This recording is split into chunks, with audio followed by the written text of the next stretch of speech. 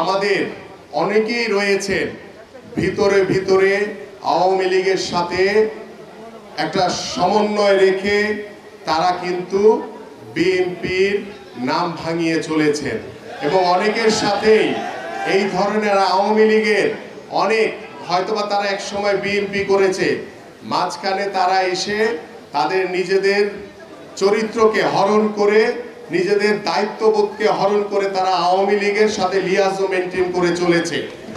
সেই ক্ষেত্রে আমি খুব দৃঢ়ভাবে বলতে চাই, আওয়ামী লীগের সাথে ছবি আছে, তিনি যদি আমাদের আগের সদস্য হয়ে থাকেন তাকে নেওয়া যাবে না।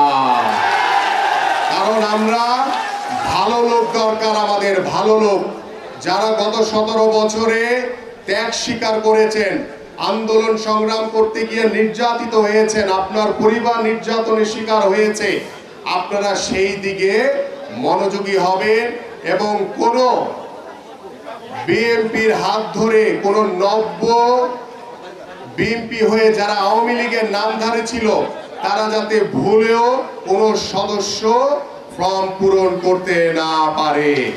আপনারা প্রত্যেকটি বইয়ের উপরে নিজ নিজ থানার নাম লিখে নেন, এখনই যেখানে যে বইগুলি আছে নিজ নিজ থানার নাম লিখে নেন।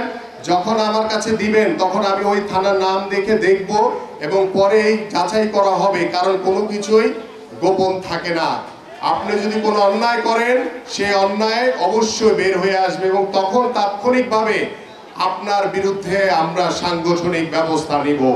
আমরা খুব দৃঢ়ভাবে বলতে চাই যে আওয়ামী লীগ গত 17 বছর বাংলাদেশের মানুষের উপরে যে নির্যাতন করেছে, যে নিপীড়ন করেছে, যে জুলুম করেছে, আপনারা এখানে বসে আছেন, প্রত্যেকটি নেতা কর্মীদের নামে শত শত মামলা রয়েছে। মামলা ছাড়া কোনো নেতা কর্মী এখানে বসে নাই, কিন্তু আবার অনেকে রয়েছেন যারা 5 তারিখের পরে এসে বলার চেষ্টা করছেন যে আমরা তো ভাই সবচেয়ে বড় বিএনপি। আমরা তারা কারা তারা আমরা কিন্তু তাদেরকে চিনি। গত 17 বছর যারা আন্দোলন করে সংগ্রাম করে নিজেদেরকে পরীক্ষিত করেছেন দলের একজন একনিষ্ঠ কর্মী হিসেবে, আমরা তাদেরকে সর্বোচ্চ মূল্যায়ন করব ইনশাআল্লাহ। আর যারা নতুন করে এসে বিএনপি সাজার চেষ্টা করছেন তাদের বিষয়ে আমরা সতর্ক রয়েছি। আগে আমাদের নেতা কর্মীদের মতো এত পরীক্ষিত হয়ে নেন, তারপরে আপনাদের বিষয়গুলি আমরা চিন্তা ভাবনা করব ইনশাআল্লাহ। কিন্তু যারা নিরপেক্ষ, যারা এলাকার সাধারণ মানুষ, যারা বিএনপির সমর্থক, তাদেরকে যথাসাধ্য আপনারা সম্মান করবেন, তাদেরকে যথাসাধ্য মূল্যায়ন করার চেষ্টা করবেন এবং যারা গত 17 বছরে বিভিন্নভাবে বিএনপির নামে তারা আওয়ামী লীগের সাথে লিয়াজো করে বেরিয়েছে তাদের কাছ থেকে শতভাগ দূরে থাকবেন।